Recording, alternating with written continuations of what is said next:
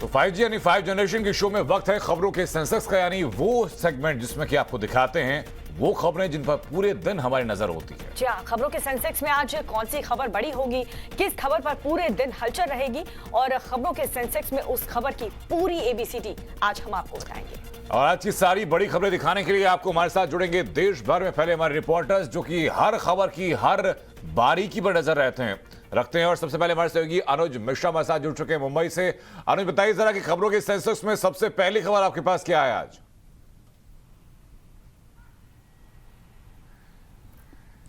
जी देखिए, आज सबकी निगाहें जो हैं मुंबई के सेशन कोर्ट पर होंगी, जहां स्पेशल NDPS कोर्ट जो है वहां पर आर्यन खान को लेकर फैसला आ सकता है। कल जिस तरीके से इस पूरे मामले में सुनवाई हुई, बचाव पक्ष की तरफ से तमाम तरीके की दलील रखी गई थी, उसके बाद NCB की तरफ से जो ASG थे उन्होंने अपनी दलील शुरू की थी, लेकिन उसके बाद चूंकि कोर्ट का समय जो है वो खत्म हो चुका था, इसलिए आज फिर से इस पर सुनवाई होगी। कल टाल दिया गया था। ऐसे में आज जो है ASG क्या दलील रखते हैं, लेकिन जिस तरीके से कल हमने देखा कि बचाव पक्ष की तरफ से अमित देसाई लगातार ये बात कह रहे थे, उनका साफ तौर पे यही कहना था कि आर्यन खान के पास से न तो कोई ड्रग्स मिला है और न ही उनके पास पैसे थे। ऐसे में साफ तौर पे ये बात कहीं से साबित नहीं होती कि आर्यन खान किसी ड्रग्स को प्रोक्योर करने वाले थे। हाँ, जरूर कंजम्पशन का चार्ज बनता है, कंजम्पशन का चार्ज बन सकता है जो कि बेलेबल है। साथ ही साथ अमित देसाई का ये कहना था कि जो कुछ इतने दिनों में हुआ, इतने दिनों में आर्यन खान और जो एक्यूज हैं, बाकी उन्होंने आज जो सुनवाई होगी उस पर नजर रहेगी, लेकिन दर्शकों को जरा संक्षेप में बताइए कि कल क्या क्या हुआ था, कि क्या ग्राउंड ऐसे रहे थे जो कि कल ये तय नहीं हो पाया कि आर्यन खान को बेल मिले या नहीं।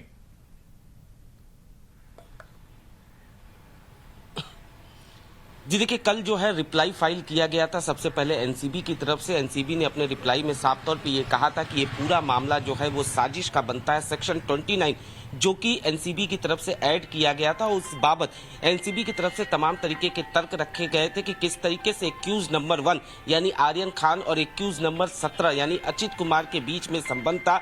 अचित कुमार जो था वो इस पूरे मामले में आर्यन खान और अरबाज खान से जुड़ा हुआ था और उसने ड्रग्स की सप्लाई अरबाज को की थी। साथ ही साथ ये भी बताया गया था कि किस तरीके से ये एक एक्यूज दूसरे एक्यूज से कनेक्टेड है, यानी आर्यन और अरबाज जो हैं वो एक साथ वहां पे क्रूज पर पहुंचे थे और आर्यन को ये बात पता था कि अरबाज के पास ड्रग्स है। इस बाबत जो है बचाव पक्ष की तरफ से अमित देसाई ने अपनी तर्क रखी, अपनी दलील रखी। उनका साफ तौर पे यही कहना था कि ये आर्यन खान की जो गिरफ्तारी हुई है वो सेक्शन 27 में हुई है, न कि सेक्शन 27A में। साथ ही साथ उन्होंने ये भी बताया कि ये पूरा मामला जो है वो कहीं से भी कॉन्स्पिरेसी का नहीं बनता, साजिश का नहीं बनता। आर्यन खान के पास से न तो कोई ड्रग्स मिला और न ही उनके पास पैसे थे। ऐसे में ये बात कहना कि वो ड्रग्स को खरीदने वाले थे, ये कहीं से जायज कहीं से ठहरता नहीं है। साथ ही साथ उनका ये भी कहना था क्या फैसला कोर्ट सुनाती है। आप बने रहिए हमारे साथ। साकेत का रुख कर लेते हैं। साकेत, जरा आप बताएं कि खबरों के सेंसेक्स में आपके हिसाब से आज की सबसे बड़ी खबर कौन सी हो सकती है? देखिए, पटना से जो खबर है वो लॉ एंड ऑर्डर से जुड़ी हुई है, क्योंकि सोमवार को रात में यहाँ पर जो मॉडल है उसकी हत्या होती है, उस पर गोली चलाई जाती है। हालांकि वो अभी क्रिटिकल कंडीशन में है, हॉस्पिटल के अंदर एडमिट है, लेकिन जो सवाल उठे हैं वो लॉ एंड ऑर्डर पर उठे हैं कि आखिर किस तरह से, चूंकि दशहरा का समय चल रहा है, ऐसे में सरकार ये दावा करती है कि कानून व्यवस्था चुस्त दुरुस्त है और इसके लिए कई तरह के इंतजाम भी किए गए हैं। सरकार ने पहले ही साफ किया था, सिर्फ पटना में ही 250 मजिस्ट्रेट की तैनाती की गई थी, जो कि अलग अलग इलाकों में सुरक्षा व्यवस्था को देखेंगे, इस तरह की कोई घटना न हो उसे देखेंगे। लेकिन इस दौरान जिस तरह से इस तरह की घटना को अंजाम अपराधी दे रहे हैं पटना में, ये कहीं ना कहीं अपने आप में बड़ा सवाल है कि आखिर लॉ एंड ऑर्डर को लेकर जो बातें लगातार कही जाती थी, मुख्यमंत्री नीतीश कुमार ये बात लगातार अपने हर मंच से कहते हैं कि कानून व्यवस्था के साथ कोई समझौता नहीं होगा। ऐसे में अगर पटना के अंदर एक मॉडल को गोली मार दी जाती है, वो भी दशहरे के समय में जब सुरक्षा चाक चौबंद पटना में रखी गई रही है, तो ऐसे में सवाल उठना लाजमी है और इसे लेकर बिहार की सियासत गर्म है कि आखिर कहाँ है कानून व्यवस्था। और इस तरह की घटनाएं लगातार हो रही है, पिछले अगर आप 1-2 महीने में देखेंगे जो इस तरह की घटनाएं हैं वो लगातार बढ़ी है। तो ऐसे में विपक्ष ने भी कई सवाल उठाए हैं कि जब इस तरह से कानून व्यवस्था चाक चौबंद रखा गया है पर्व त्योहार के मौके पर, तो ऐसे में आखिर कैसे कोई अपराधी किसी को गोली मारकर और बचकर निकल जाता है। जी बिल्कुल साकिब, मैं वापस लौट रहा हूँ रंजीता, जहां हमारी सहयोगी लगातार हमारे साथ बनी हुई हैं। रंजीता, खबरों के सेंसेक्स में आज की अहम खबर आपके पास क्या? जी बिल्कुल, देखिए आज की जो बड़ी खबर है वो पंजाब से जुड़ी हुई है। पंजाब कांग्रेस के अध्यक्ष नवजोत सिंह सिद्धू ने अपना इस्तीफा दिया था और नाराजगी का कारण ये बताया था कि जो मंत्रिमंडल फेरबदल हुआ है, एजी की जो नियुक्ति हुई है, ये तमाम वो नियुक्तियां हैं जिससे वो नाराज चल रहे हैं। जिसके बाद उनको मनाने का काम केंद्रीय नेतृत्व ने नहीं किया, बल्कि मुख्यमंत्री चरणजीत सिंह चन्नी को ये जिम्मेदारी दे दी गई। आज अपने इस्तीफे के बाद पहली बार दिल्ली आएंगे नवजोत सिंह सिद्धू और जो संगठन महासचिव है कांग्रेस के केसी वेणुगोपाल, उनके कार्यालय में, एआईसीसी कार्यालय में शाम 6 बजे उनकी मुलाकात होगी केसी वेणुगोपाल से और हरीश रावत से। सूत्रों का ये कहना है कि नवजोत सिंह सिद्धू आज अपना इस्तीफा वापस ले सकते हैं, क्योंकि उनके इस्तीफे को कांग्रेस आला कमान ने भी मंजूरी नहीं दी और एक मान मनोबल का जो रास्ता अपनाया था कांग्रेस लीडरशिप ने चन्नी के जरिए, सूत्रों का कहना है कि वो डैमेज कंट्रोल कर लिया गया है। अब देखना होगा कि आज जो ये मुलाकात होती है उसके बाद क्या मीडिया के सामने नवजोत सिंह सिद्धू जो है वो अपना इस्तीफा वापस लेते हैं या फिर एक ट्वीट, जैसे ट्वीट करके इस्तीफा दिया था उसी तरह से इस्तीफा वापस भी वो ले लेंगे।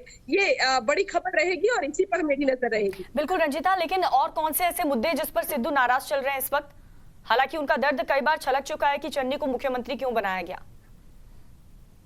देखिए, प्रत्यक्ष रूप से नहीं, लेकिन नवजोत सिंह सिद्धू परोक्ष रूप से इस बात को लेकर कई बार ये कयास जरूर लगाएगी कि चन्नी के मुख्यमंत्री बनाए जाने से वो नाराज है, क्योंकि आगे के लिए वो अपना भविष्य नहीं देखते हैं। हालांकि कांग्रेस ये कह चुकी है कि जो आगामी चुनाव है 2022 का, उसमें चरणजीत सिंह चन्नी और नवजोत सिंह सिद्धू दोनों की ज्वाइंट लीडरशिप में कांग्रेस पार्टी चुनाव लड़ेगी। लेकिन जिस तरह से चन्नी की लोकप्रियता बढ़ रही है पंजाब में, जिस तरह से वो खुद को एक जमीन से जुड़े हुए कार्यकर्ता और नेता के तौर पर दिखाने की कोशिश कर रहे हैं और लोगों को ये पसंद भी आ रहा है, ऐसे में सिद्धू को ये लग रहा है कि 2022 में चन्नी एक मजबूत दावेदार के रूप में उनके सामने खड़े हो सकते हैं। बिल्कुल, शुक्रिया रंजीता आपका हमको जुड़ने के लिए। मैं तमाम सहयोगी लगातार हमारे साथ बने और गुरप्रीत सिंह चन्ना चंडीगढ़ से इस वक्त हमारे साथ है। गुरप्रीत, बताइए जरा कि आज के लिए क्या अपडेट है, क्या अहम खबर?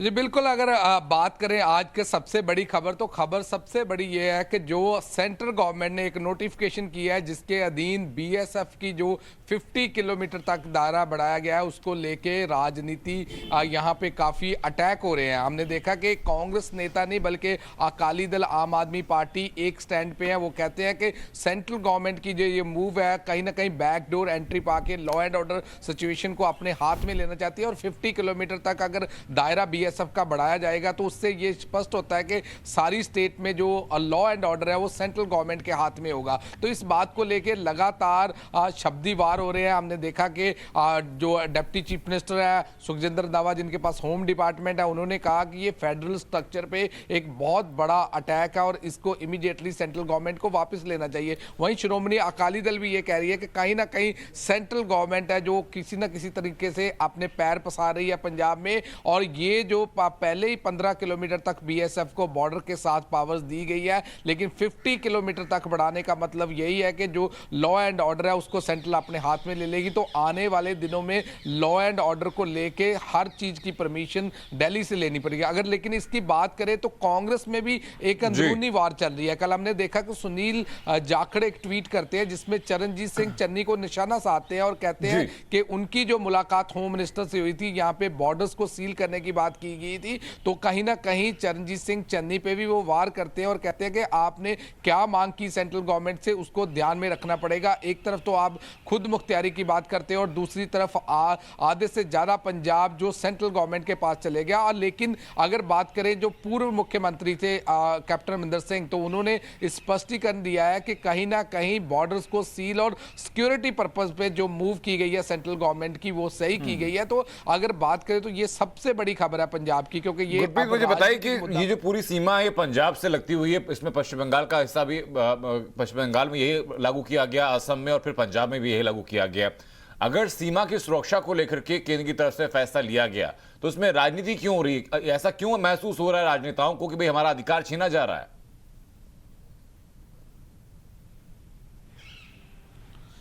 जी बिल्कुल, अगर बात करें तो जो कांग्रेस के नेता हैं, जो सुखजिंदर दावा, जिनके पास होम डिपार्टमेंट है, तो उनका भी यही कह रहा है कि जो अभी स्टेट डिसीजन ले सकती है वो स्टेट डिसीजन नहीं ले पाएगी, और तभी वो कह रहे हैं कि स्टेट को ऑलरेडी सेंट्रल गवर्नमेंट से जो भी बॉर्डर्स की बातें होती थी वो शेयर होती थी, लेकिन अब अगर 50 किलोमीटर का रेडियस होगा तो कहीं ना कहीं जो स्टेट में इंटरफेरेंस सेंट्रल गवर्नमेंट की ज़्यादा बढ़ जाएगी, जिससे स्टेट अपने इंडिपेंडेंट डिसीजन नहीं ले पाएगा लॉ एंड ऑर्डर को लेके। इस बात से लेके उनको ये कहीं ना कहीं लग रहा है कि उनकी जो पावर्स है वो काटी जा रही है और लॉ एंड ऑर्डर को सेंट्रल गवर्नमेंट अपने हाथ में ले रही है। लेकिन जैसे कि मैंने पहले भी बताया कि पूरे मुख्यमंत्री कैप्टन अमरिंदर सिंह ने इस बात की पुष्टि की है कि बॉर्डर्स को सील करना और देश की सुरक्षा के लिए जो ये स्टेप लिया गया है उसके लिए जरूरी है, क्योंकि कहीं ना कहीं हम देख रहे हैं कि लगातार अगर पंजाब की बात करें तो हम हर दूसरे दिन देखते हैं ड्रोन आते हैं, वहां से कभी वेपन फेंकते हैं, कभी कोई ड्रग्स नारकोटिक्स फेंकते हैं, तो इस बात को लेके काफी चिंता जताई जा रही है। और बहुत टाइम ऐसा हुआ है कि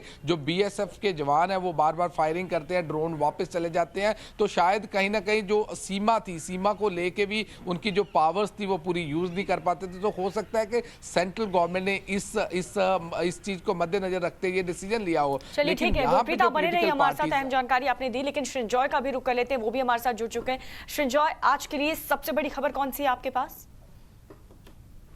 देखिए, जो मोस्ट इम्पोर्टेंट खबर है वो है आपका चीन का साथ जो बात और इंडिया जो जवाब दिया है चीन को।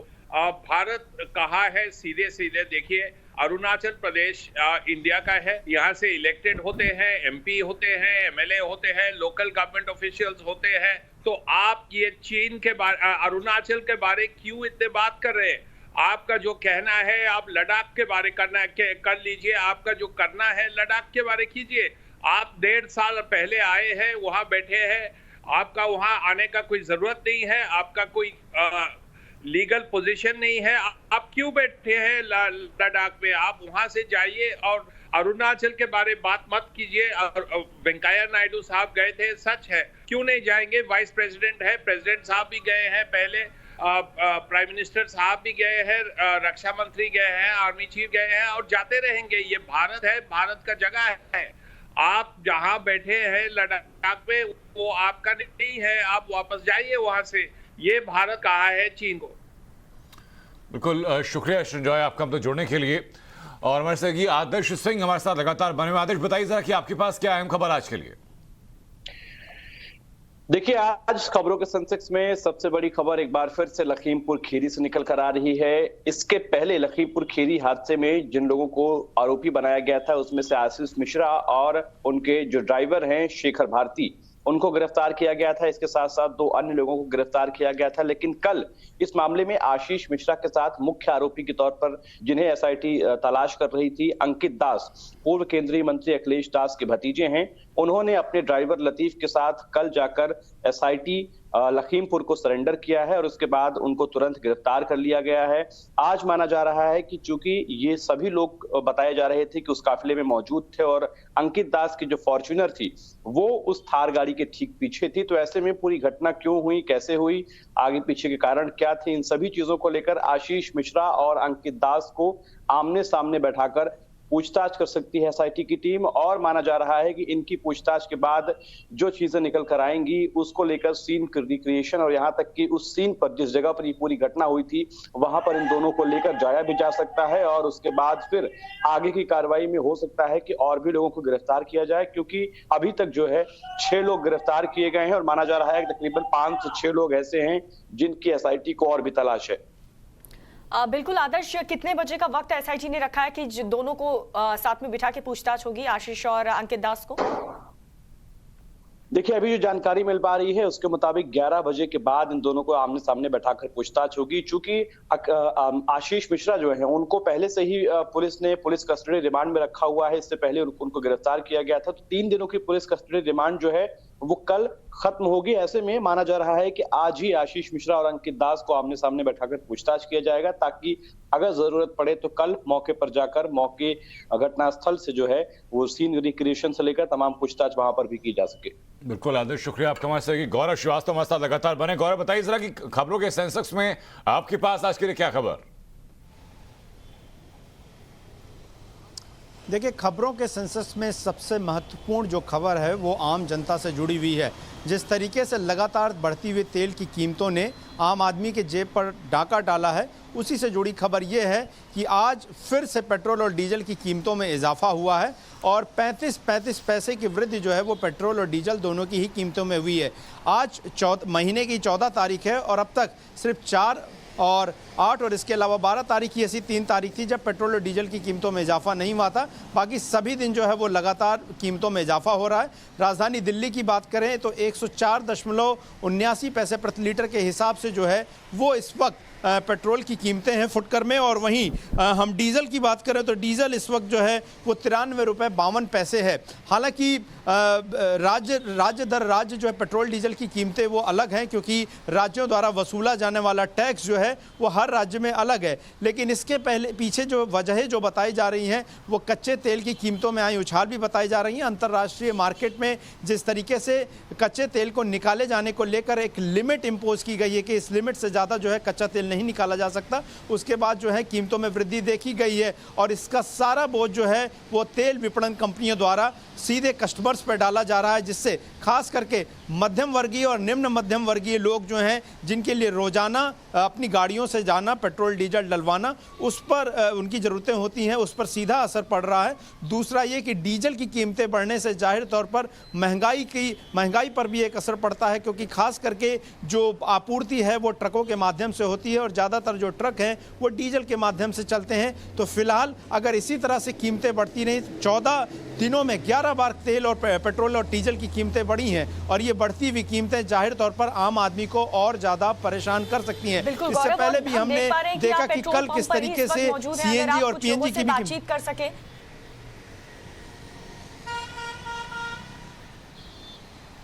अभी सुबह का वक्त है, अभी बहुत ज़्यादा यहाँ पर इस पेट्रोल पंप पर लोग मौजूद नहीं हैं। हालांकि जो लोग इससे पहले हम यहाँ पर आए थे तो हमने उनसे बात ज़रूर की थी और वो यही कह रहे थे कि उनका जो मंथली एक्सपेंडिचर है, मासिक खर्च है, वो बहुत ज़्यादा बढ़ गया और उन्होंने अपने पेट्रोल डीजल का इस्तेमाल भी जो है वो कम करना कर दिया और ये सबसे बड़ी दिक्कत उनके लिए सामने पेश आ रही है।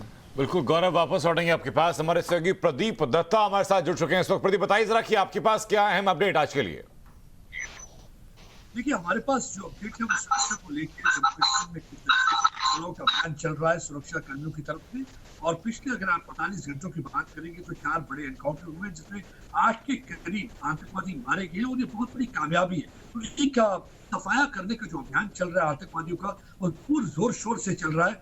आप देखिए, ये पिछले दिनों हमने देखा कि किस तरीके से आतंकवादियों ने कुछ माइनॉरिटी कम्युनिटी के मेंबर्स को टारगेट किया और बाद से सीनियर अधिकारी वो भी हुए पूरी तरह से और इन ऑपरेशन पर पूरी निगरानी रखे हुए हैं। और आप देखिए, सबसे बड़ा जो ऑपरेशन हुआ कल हुआ जिसमें ताल के इलाके में जिसमें शाम सोफी नाम का जैश ए मोहम्मद का एक टॉप कमांडर मारा गया। 2019 से ये आतंकवादी गतिविधियों में मुलविस था और इसकी पूरी कोशिश रहती थी कि सिविलियन को टारगेट करे और सुरक्षा बलों को भी टारगेट करता रहा है पिछले कई दिनों में। तो इसकी मारने की जो है बहुत बड़ी कामयाबी मानी जाती है। उसके अलावा जिन्होंने सिविलियन को टारगेट किया था, जैसे चाहे वो इम्तियाज कोतरू था जिसे बांडीपुर में मार गिराया था, या शाह था जिसने नरेंद्र पासवान का कत्ल किया था लाल बाजार इलाके में, तो उसे भी मार गिराया। इससे क्या होता है कि मनोबल बढ़ जाता है लोगों का। सुरक्षा बलों का तो मनोबल हमेशा हाई होता ही है, लेकिन लोगों का मनोबल भी बढ़ जाता है, जो पिछले दिनों से थोड़ा सा चरमरा सा गया था जब से किलिंग होनी शुरू हुई थी। अब लोगों को भी लग रहा है नहीं, हमारे सुरक्षा कर्मी पूरी तरह से सिचुएशन को डोमिनेट कर रहे हैं और अब हमें घबराने की कोई जरूरत नहीं। पैगाम सही तौर पर दिया गया। अगर आप बिल्कुल प्रदीप, कुछ आपकी आवाज में भी दिक्कत आ रही है, हम वापस कनेक्ट करने की आपसे कोशिश करेंगे, लेकिन इस वक्त मोहित ओम के पास भी कुछ खास जानकारी है। मोहित, जरा बताएं आज की सबसे बड़ी खबर कौन सी रहने वाली है?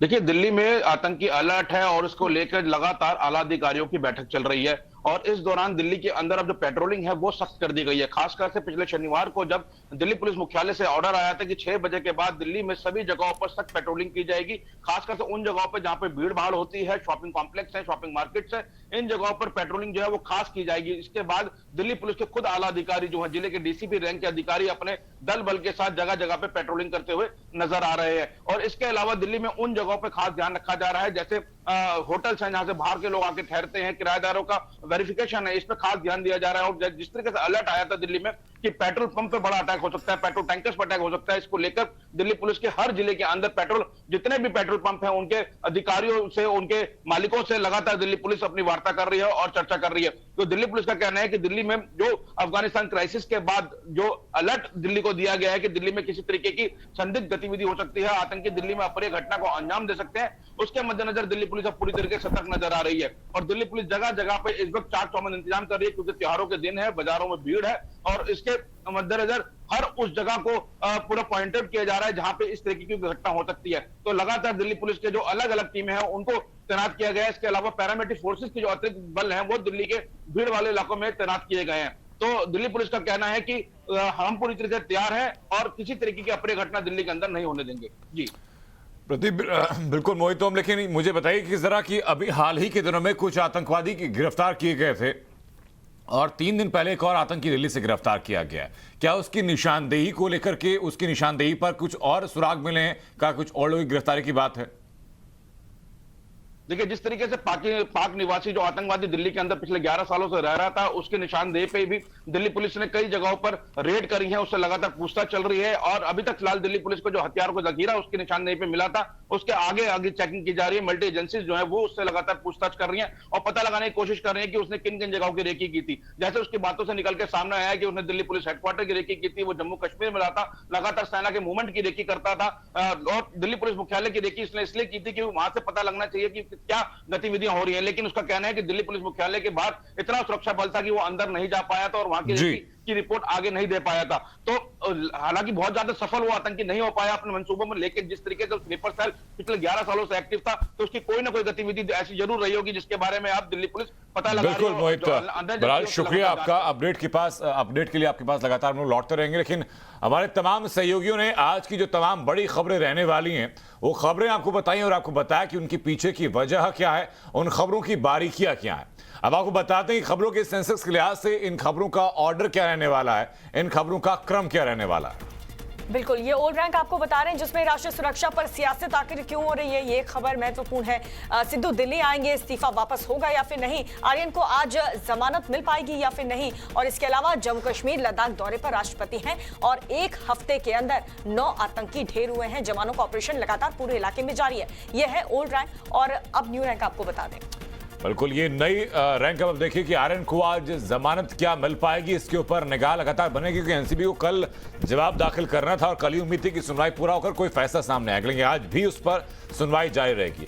राष्ट्रीय सुरक्षा को लेकर के 3 अलग अलग राज्यों में 50 किलोमीटर की सीमा बढ़ाई गई है। पंजाब में इस पर विवाद हो गया, राजनीति हो गई है, ये खबर लगातार बनी रहेगी।